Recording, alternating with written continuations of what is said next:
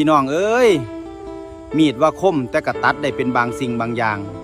แต่เงินมันสามารถตัดได้ทุกอย่างแม้กระทั่งญาติพี่น้องเพื่อนสนิทคนหักแพงและคนรอบข้างเปลี่ยนจากผิดเป็นถูกเปลี่ยนจากถูกเป็นผิดและหลายๆสิ่งหลายๆอย่างที่ต้องใส่เงินเพราะฉะนั้นอย่าให้อำนาจของเงินมาทำลายความเป็นพี่ความเป็นน้องความเป็นเพื่อนและอย่าให้เงินมาทำลายความสัมพันธ์อันดีงามของเฮาเลย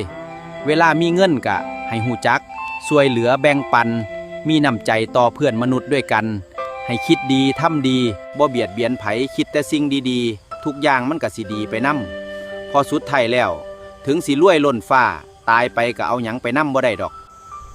สิ่งที่เฮาจะเอาติดโตไปนำได้ก็คือความดีงาม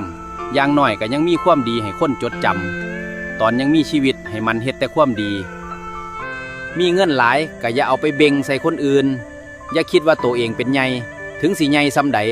ตายไปก็น้อยกว่าโล่งอยู่ดีจำไว้เด้อพี่น้องเอ้ยเงินซื้อของได้หลายอย่าง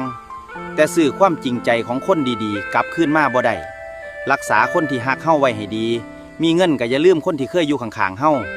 ในวันที่เฮาบ่มีอีหยังพอสุดท้ายชีวิตคนเฮามีแค่เกิดมาตั้งอยู่แล้วก็ดับไปเหลือไว้แต่ความดีให้คนเขาจดจำก็พอแล้วเด้อ